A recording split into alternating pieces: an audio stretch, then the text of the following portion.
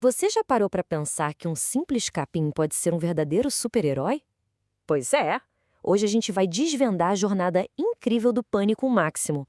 Uma gramínea que viajou o mundo, revolucionou a pecuária e hoje alimenta rebanhos em todos os trópicos. Olha só essa imagem. Isso aqui não é só um pasto bonito.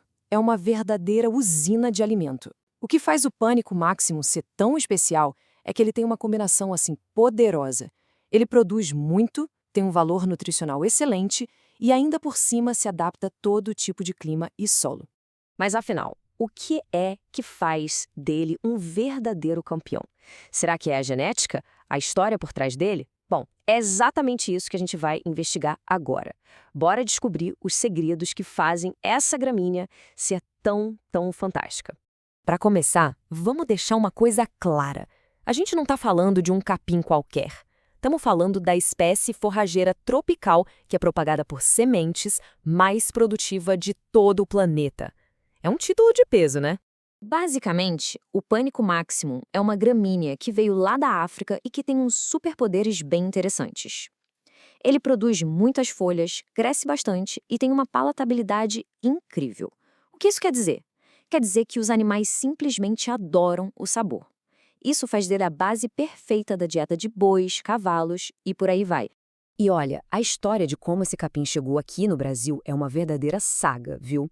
Uma viagem que cruza oceanos e séculos. Não é nenhuma novidade, não. A história dele em solo brasileiro é bem antiga e cheia de reviravoltas.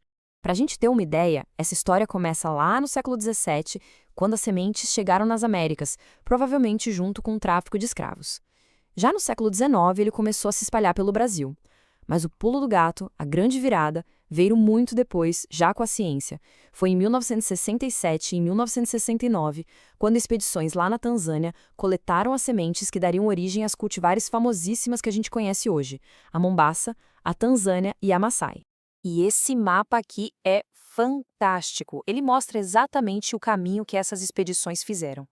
Cada pontinho desses que a gente vê aí foi um local de coleta de material genético. É como se fosse o berço das forrageiras de alta performance que dominam o mercado hoje.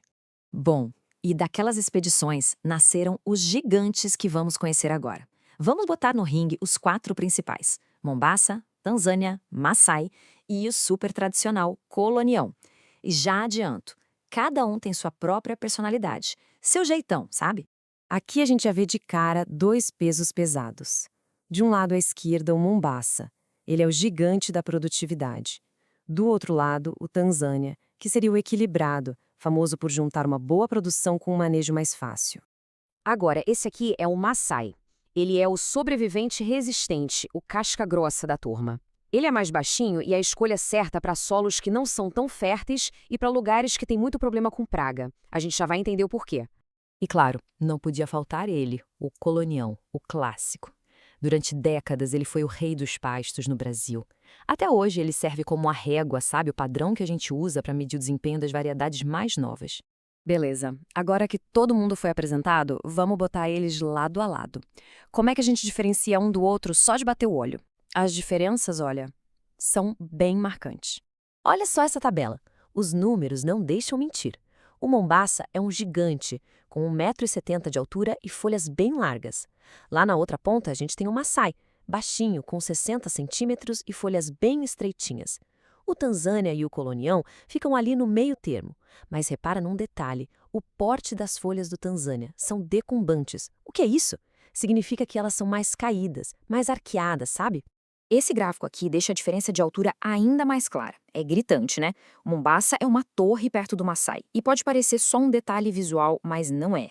Essa altura toda muda completamente o jogo na hora de manejar o pasto para o gado.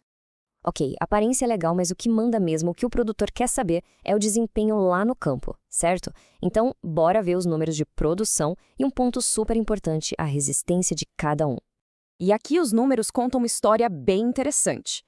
Na produção de comida de massa verde, o Mombaça dispara na frente. 165 toneladas por hectare. É muita coisa. Mas olha que curioso. Na hora de produzir semente, o Tanzânia é o campeão. E agora um dado que é crucial. Sem adubo, o Maasai e o Colonião perdem mais da metade da produção. Já o Mombaça e o Tanzânia aguentam muito mais o tranco. E esse gráfico só reforça o que a gente acabou de ver. A dominância do Mombaça na produção de biomassa é absurda. Ele produz muito, mas muito mais forragem. É por isso que, para quem trabalha com pecuária intensiva e quer colocar mais animal por área, ele quase sempre acaba sendo a escolha número 1. Mas, como a gente falou, nem só de produção vive um pasto. Resistência a pragas é fundamental. E é aqui que o jogo vira completamente. O Maasai, aquele baixinho e menos produtivo, se mostra um verdadeiro guerreiro contra a cigarrinha das pastagens, que é uma das piores pragas que atacam os pastos no Brasil.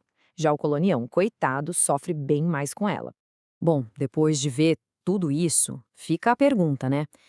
Afinal de contas, qual é o melhor capim? E a resposta, como quase tudo no campo, é depende. Não tem receita de bolo. A escolha certa vai depender totalmente do objetivo, do tipo de solo e do quanto se pode investir em cada fazenda. Então, vamos fazer um resumão para ajudar na escolha.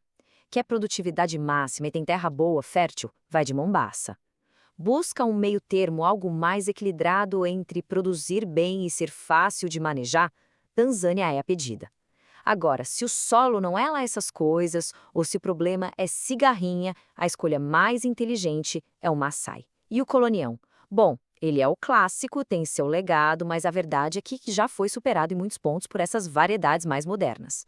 Toda essa jornada mostra uma coisa muito clara. O poder do melhoramento genético é incrível. E isso deixa a gente pensando, né? Com a ciência avançando sem parar, qual vai ser a próxima geração de super capins que vai alimentar o mundo? O potencial para inovar parece que não tem fim.